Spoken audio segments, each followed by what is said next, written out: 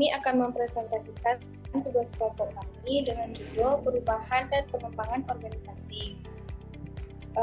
Kami terdiri dari saya sendiri, Cantika Aura Putra, dengan nomor BP 211-011-55-31-403. Selanjutnya, Rosalinda Irsa dengan nomor BP 211-011-55-31-0433. Selanjutnya, Tiara Elsta dengan nomor BP 211-011-55-31-0438. Baiklah, saya akan membacakan slide yang pertama. Faktor perubahan. Lingkungan yang bersifat dinamis, kompleks, dan terkadang tidak dapat diprediksikan membuat organisasi harus melakukan perubahan secara berkelanjutan. Faktor-faktor yang menyebabkan perubahan berasal dari dalam maupun dari luar organisasi. Yang pertama, faktor internal seperti tujuan, strategi, dan kebijakan organisasi. Seperti pendidikan, ekonomi, dan lain-lain.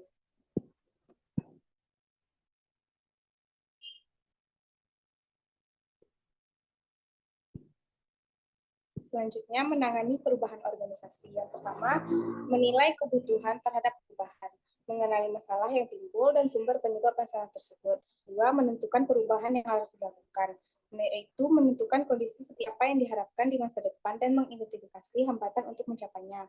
Yang ketiga, mengimplementasikan perubahan, yaitu melakukan perubahan baik secara bottom up maupun top down. Yang keempat, mengevaluasi perubahan. Apakah perubahan sesuai harapan? Bagaimana jika dibandingkan dengan perubahan yang menjadi acuan? Selanjutnya, steps in the organizational change process. Yang pertama, access need for change. Selanjutnya, decide on the change. Yang ketiga, implement change. Yang keempat, evaluate change.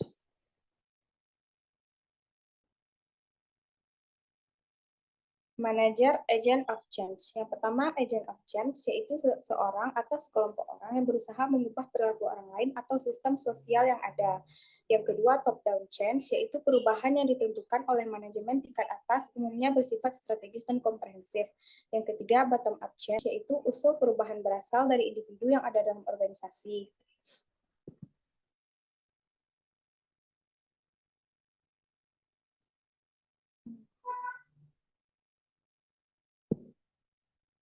Jenis perubahan. Yang pertama, perubahan tidak terencana, yaitu perubahan yang bersifat spontan, tanpa ada arahan dari agen perubahan, seperti pemogokan liar yang membuat pabrik tutup.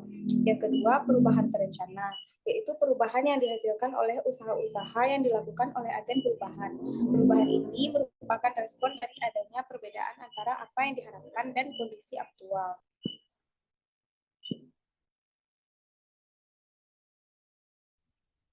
Selanjutnya, target perubahan.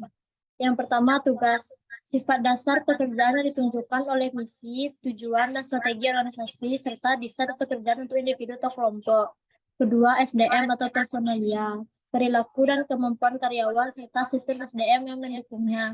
Ketiga, budaya. Sistem nilai yang dimiliki organisasi secara keseluruhan, serta norma yang mengarahkan perilaku individu atau kelompok. Keempat, teknologi. Untuk mendukung desain pekerjaan, mengatur aliran kerja, dan mengintegrasikan manusia dan mesin dalam sistem kerja. Yang terakhir, struktur. Susunan organisasi sebagai sistem kompleks, termasuk birokrasi, jalur wewenang, dan komunikasinya. Selanjutnya yaitu tahapan perubahan.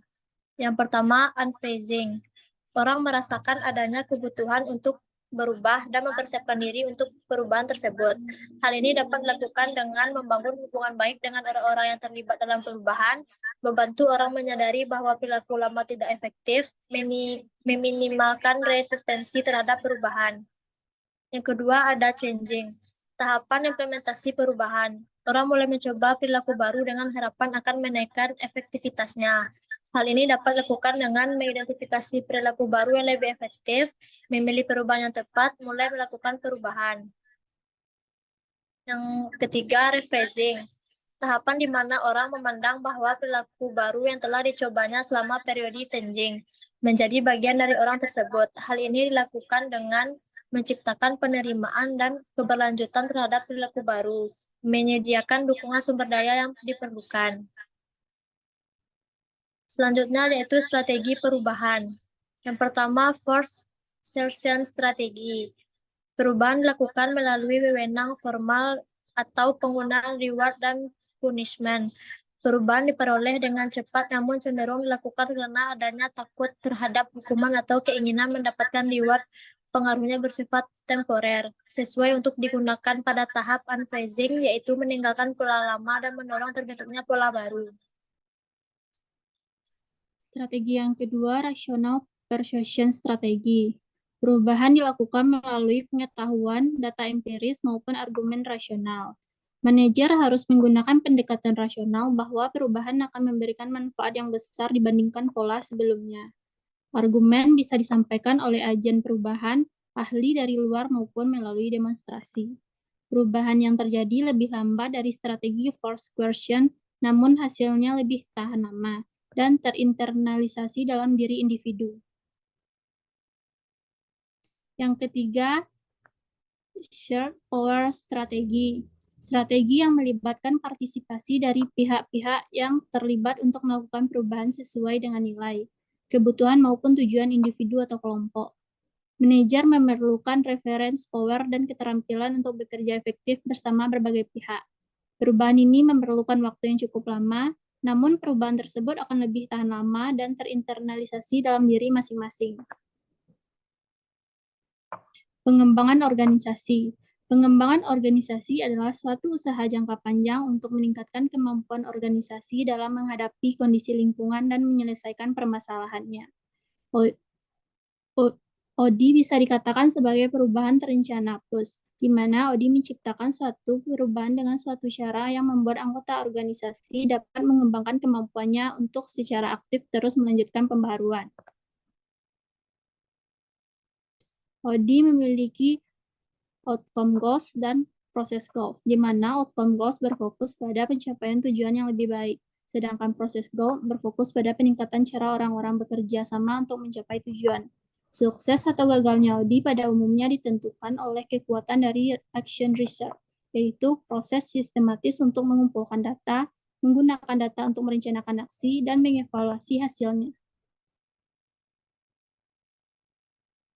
Baiklah, sekian dari penampilan kelompok kami. Jika ada kesalahan, kami mohon maaf. Assalamualaikum warahmatullahi wabarakatuh.